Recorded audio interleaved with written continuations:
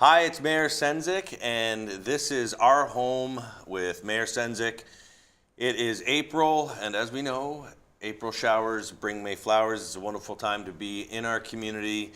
The parks are coming back to life after a long winter.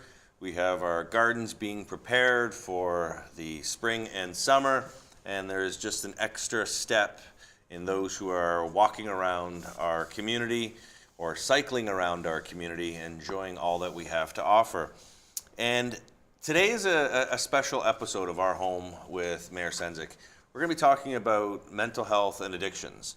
And it's the services that are being provided in our community around mental health and addictions. And so joining me on the show, we're going to have Shauna McLeod, who is the founder and executive director of the Willow Community, and we'll be learning more about that in a few minutes, as well as the acting fire chief of the city of St. Catharines, Jeff McCormick. And a new service, a new tool has been brought on as part of the Toolbox for firefighters in our community to help with those struggling through addictions and being really on the scene, frontline response. So it's going to be an informative show. It's an important topic that we need to talk more about in our community.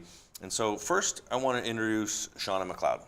Hi. And it's great to have you here. Thank you. And it's a wonderful story that you have to tell about Willow Community because it's something personal for you as well. Absolutely. And for those who don't know, Shauna is a strong advocate for mental health services in our community. It led her to creating Willow Community, of which we're going to hear more about. But her background, 20 years in martial arts. Yes. So I've got to stay a little bit farther away because you may be able to take me down pretty quick. I might.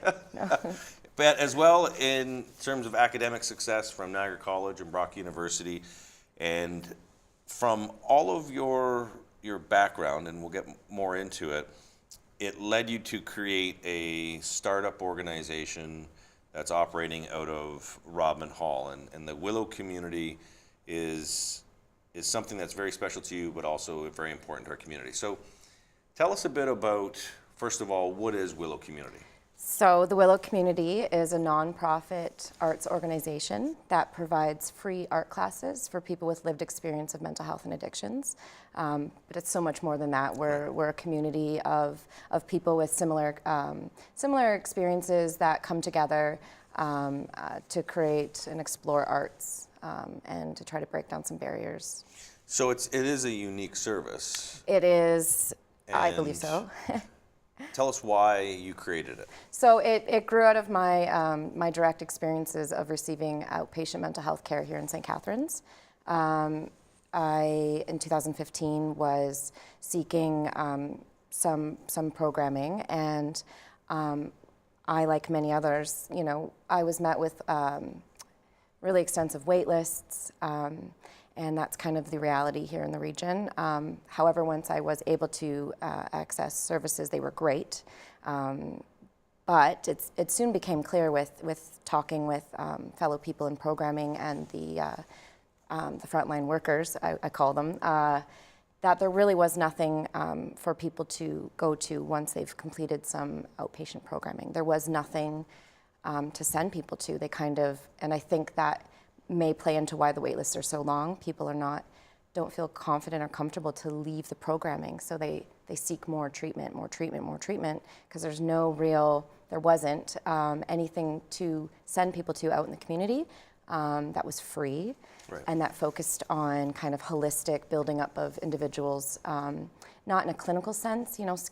Skills-based training for mental health and addictions is great, but there was really nothing for recreation or empowerment, things like that. So when we talk about mental well-being and mental illness and what it looks like, when we've had people on our show talking about the services that are provided in our community and also the lived experience. It's not like having a broken arm or a broken leg where you got a cast on your leg and people can see that you've got a cast. Sure. And then to get your leg back, you have to go through rehab. Well, you have a team. I mean, cancer, right? A team is given to you, nutrition, rec Counseling, therapy, like yep. all of it. I mean, they're doing arts with cancer and, Right, and all, right. and that's fantastic. But it's a little more accepted still, right? And there's usually visual cues, right? So people who maybe it's one of those, invisible illnesses, so to speak, that sometimes people pass, as Right. as looking like they're okay, but really they're suffering. So when you talk about wait lists, and I think some of the folks who are watching, they go, wait lists for what? What are... Okay, so I mean, and we have fantastic services here in the region. That's not in Right. question. So Canadian Mental Health Association, the Niagara Region Mental Health programming, the hospital does a lot of inpatient and outpatient treatment. CASON, Center for Addictions, Yep. Niagara Region Sexual Assault. So those are kind of free services that are provided through OHIP, things like that. So for some of us who need help, and oftentimes it is life and death, and it is Right. a sense of immediacy. You call, you go, and you're met with, some people have a 3-year wait list for specific programming. And that's a big number. Some it's 7 weeks. Right. And when it's life and death, that's a really hard thing to take. So the visual cue is that if you were to break your arm and then you had to wait 7 weeks to get your arm fixed, your arm's going to be in a different state. It's by that time it's going to be unfixable almost. So Right. it's just giving a sense of what is happening in our community and some of these challenges or barriers that Sure, are and this facing is people. coming from policy. This isn't. I mean, the people working Yep. with people with mental illness and addictions are fantastic. The programming is great, and this is something that is felt from both people seeking services and the people providing the services. Right.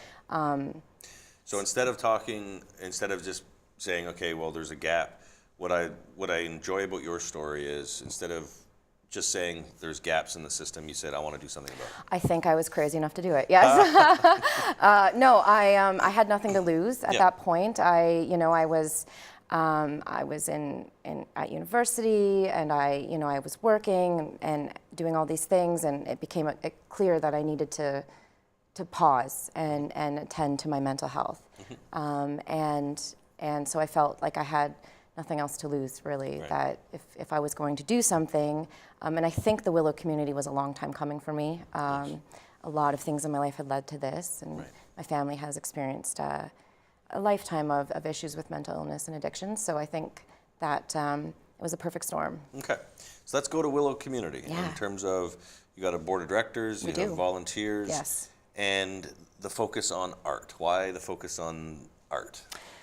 Well, I think art in and of itself has therapeutic value. I think art we use as a tool to bring people together. Art, and then in my personal connection, I've used art in many ways. I grew up climbing my willow tree in my front yard, writing poetry, and dreaming of a better future, something different. And my brother, who passed away by suicide in 2010 from a lifelong battle of addictions and mental health, was a musician, a fantastic musician. And music kept him going and for many years. So I feel like art oftentimes is a lifesaver. I really do. Okay, so when people who are looking for the program, what can they expect when? Yeah. Because it's at Robin Hall as well. It is. So, right? and many of our members, people join as a member of the Willow Community. And do you have to have sort of a lived experience? Absolutely. That is a key component. There's no proof of that. You don't need a referral. We do get many referrals from those agencies that I mentioned. But just anybody, because some people don't seek out professional help, but they know they have struggles with mental health and addictions. So, so 18 years of age and older, lived experience of mental health and or addictions, and interested in creating art. So they would come and join. There's a simple sign-up sheet, right now our workshops are about 2 hours in length, and we pair our members with fantastic artists from St. Catharines in the region. So they're trained artists who come in, trained artists in the visual, as well as music. music. And So touch a bit about the music, because I think it's a pretty unique way of bringing this all together. So we have paired up with Joe Lipinski, who's an incredible musician in St. Catharines in the region. And we're doing this song-making series called Songs from the Willow. So it's about a 6-month music-making program where we are writing, recording, producing, and releasing an album of music with our members. And and we're making it as accessible as possible. Art almost can scare people away. Yep. People say, "Oh, I'm not an artist. I can't sing. I can't play guitar or whatever." We at everything we do, we try to support every expression of creativity and make it as fun and available to everyone. So as we know, with creating these kind of services and opportunities, there is a cost. And so how have you put together Willow Community so that there's a sustainable model moving forward? That is through a lot of fundraising efforts, grants through Ontario Arts Council. We are writing grants for the City of St. Catharines and Ontario Trillium Foundation, things like that. It's a lot of, nonprofits, right? It's not really a get-rich No. kind of business. Obviously, I do a lot of this from the heart, and I feel it's important. And oftentimes our artists who are teaching at the Willow Community are drawn to it from a personal, for some sort of personal reason. And so we have a lot of great volunteers that are teaching or donating. But is there a art cost supplies. for No, it's free. So Members can join for free because art sometimes is looked at as, art sometimes has a socioeconomic barrier, right? So art classes can be expensive, and Rodman Hall, so we talked about Rodman Hall, it's an art gallery, but it's in a mansion on a hill in St. Catharines. It's a beautiful space. It's magnificent, and so some of our members had never even heard of it, Right. or would never feel that such an inspired and cultured space would be a place for them. for them. Yeah. I think that's the unique part about Willow Community is the partnership with Rodman Hall and Brock University coming to the table and providing the space through Rodman Hall. And again, the pathway forward for you, where do you want to see Willow Community 5 years from now? Oh, just bigger and better services. I want to be providing, so, we're putting out three months worth of programming, and at the end we do an art showcase. I want to see us, our classes, 6 weeks of programming and mix in some animation and get some equipment behind us to really start producing some great work. Wow. Yeah, publishing, things like that. And putting Willow Community together, talk a bit about your volunteers, your board, and how can people get involved? And if they are looking at this as a service that they want to support, what can they do? We'll take donations, number How one. do they find out about it? Oh, we're all over the internet. Yep. So the website is a great place to start. Pretty active on social media, Instagram, Facebook, Twitter, things like that. Yep. We do have a telephone line they can call. We're not always at Rodman Hall, but if you were to please stop by Rodman Hall. Fantastic exhibits happening all year round. Right. But somebody there can point you in my direction as well. Wonderful. Yeah. I've been there. I've been to one of the sessions that you've held, and I got to say it is very instructional. It's a wonderfully warm space, and it just creates a lot of opportunity to bring people together. Yep. And have conversations, and at the same time be creative, express themselves. Yeah, and a key component of what we're trying to do is so after we create all this art and we explore different genres of art and we're putting together these artworks, there's a key component of displaying the artwork and interfacing with the general population, and that's that stigma reduction piece that I think is really important, that we're showing that this group of people have some awesome talent, awesome skills, and to have those conversations and try to kind of break down those barriers. Okay, so we're going to head to a break, and I want to thank Shauna for sharing your story and how your story has helped lead to a new service in our community that supports those who are on a pathway towards mental well-being and creating opportunity for more of that service orientation that helps people with mental health issues that they're facing them head on. So after the break, we have Chief McCormick from the City of St. Catharines, who will be talking about a service that has been added to their complement to help with addictions in our community. So you don't want to miss it, and we'll be back in a few minutes.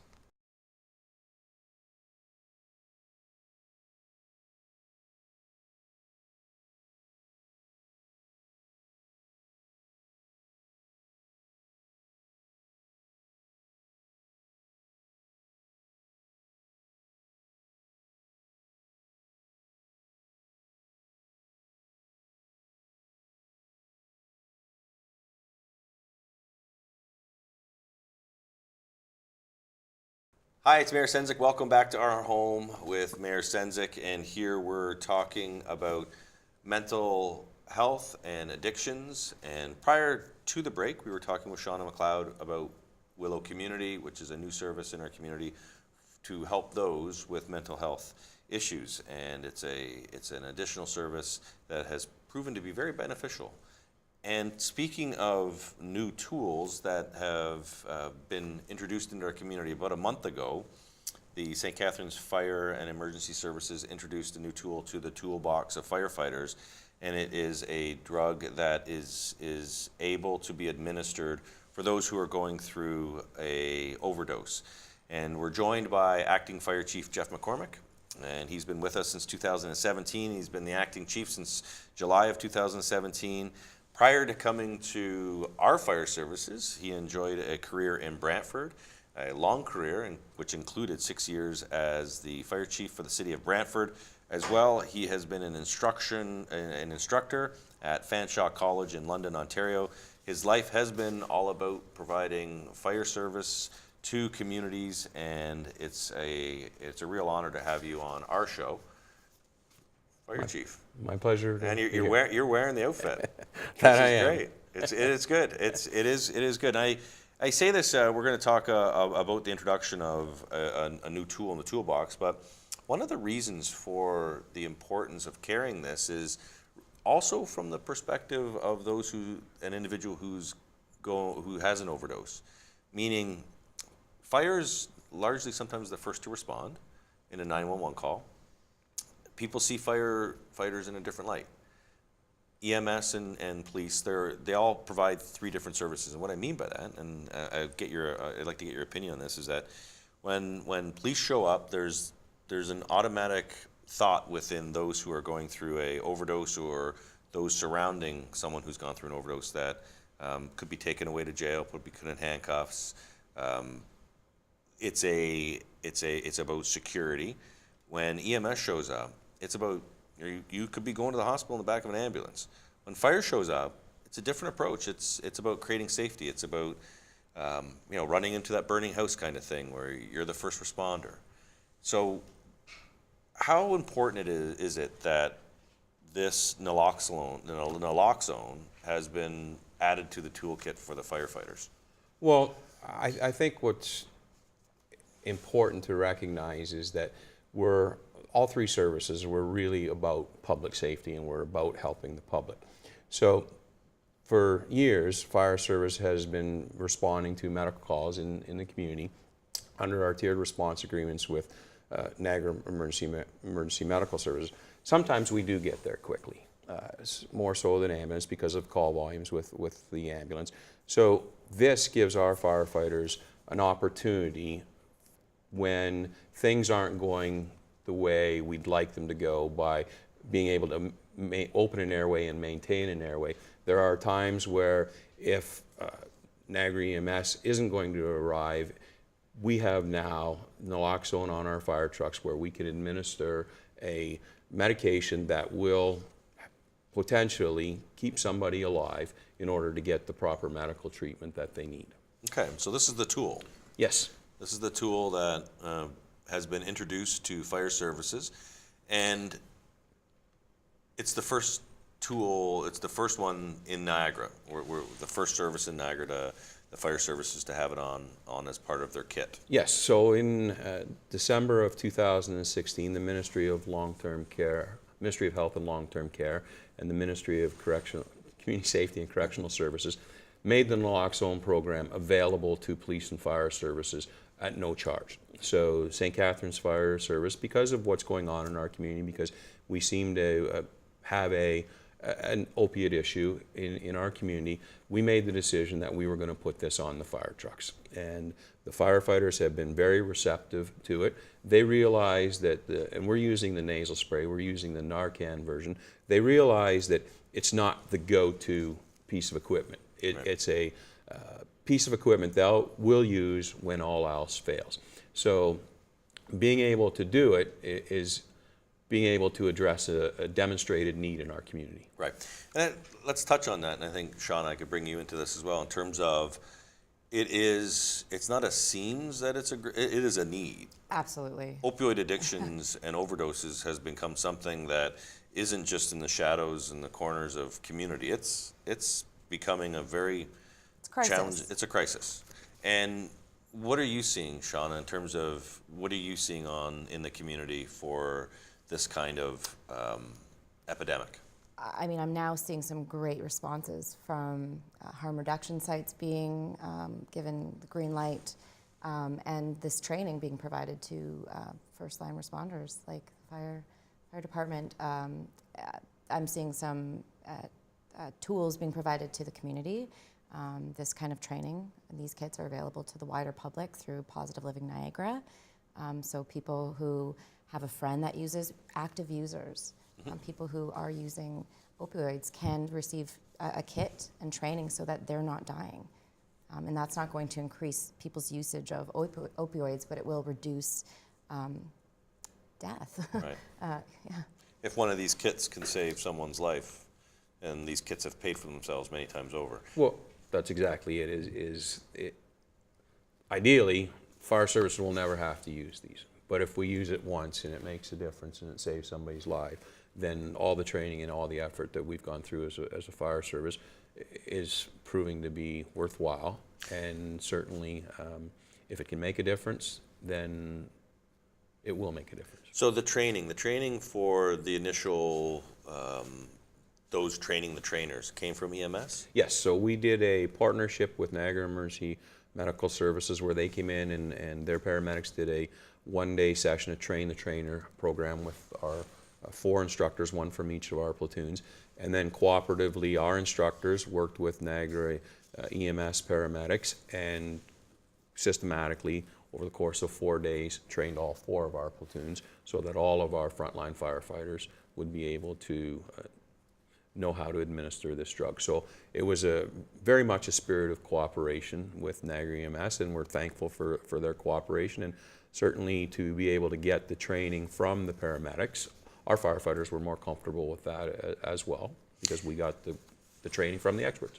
And because I attended one of the training sessions just to see how it was coming together, and I think what I took away from that is you had described how it's not the go-to, but there's a process that when a firefighter arrives on the scene, and I think take the viewers through that because they just don't come into a scene and immediately start to administer something. There's a process that they have to go through, and they have to think very quickly about the environment they're walking into. Absolutely. The first thing they have to do is in any environment we go to is make sure that it's safe. Make sure it's safe for them, make sure it's safe for any bystanders, that sort of thing. And they have to assess the situation. So they have to make patient contact, they have to assess where the patient is.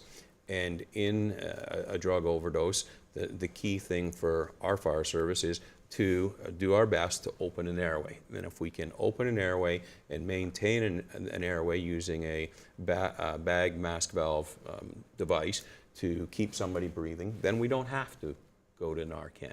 If we're not able to do that, if we're not able to open an airway, or we're not able to maintain the airway, and the paramedics are delayed in their response, then a decision has to be made as to whether we administer the Narcan or not. Right. And if we do, then normally within a 2 to 3 minute period of time, there is a response to the administration of Narcan. And this is happening, and we're talking about it, but this is happening in real time in terms of this has to take place within minutes, because a person who has gone through an overdose, and I think it's, again, important for people at home to understand, their body's just starting to shut down. when you say the airways are closed, how come the airways are closed?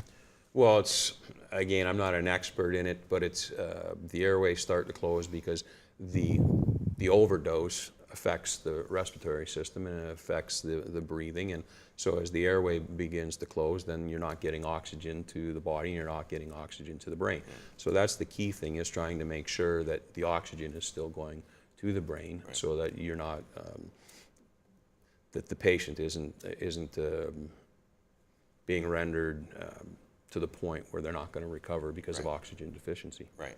And so once the Narcan is administered, there still is a process that has to be undertaken, and you can't just administer it. So because there has been discussions about, well, the person will quickly awaken from an overdose, and then by then the EMS is there, or you have additional supports that are able to be provided.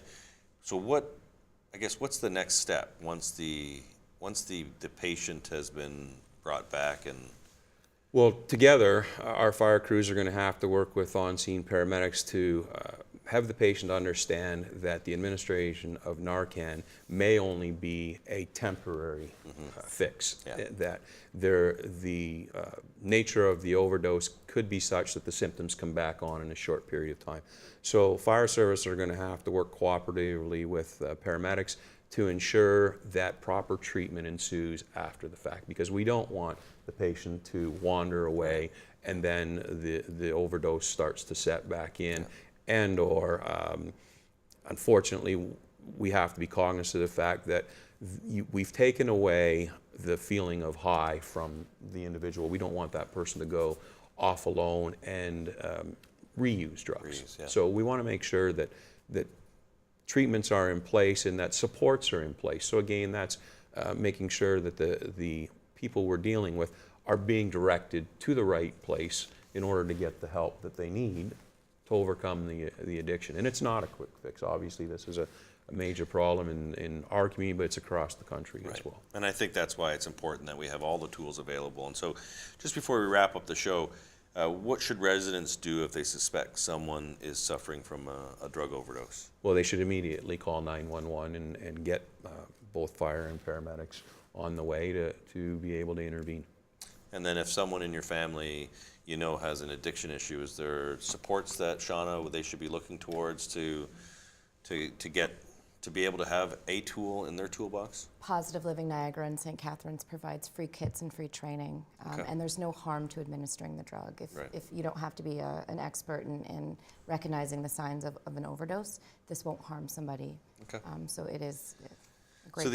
These are challenging times we're in, and I want to thank you, Chief McCormick, because you did lead on getting Narcan on the fire trucks. It is an important tool, and you took a leadership role on that. And Shauna, I want to thank you because you've brought a service to our community that helps to create the pathways forward and helps to create the space for people who are living with mental health issues to be able to be creative and really have additional outlets. So through Willow Community, you're doing a wonderful job. Chief, keep up the great work with the firefighters and give our thanks to those on the front lines. And for those following at home, there's a lot of opportunity to learn more about this, and there's programs in our community to learn more about it. You can go to our Compassion STC website, and that'll direct you to some additional information. So continue to have a wonderful spring, and I look forward to seeing you out in the community as we welcome the new gardens that are coming to life, and we celebrate all that is amazing in our community. So until next time, continue to have a wonderful, wonderful, wonderful day. Take care.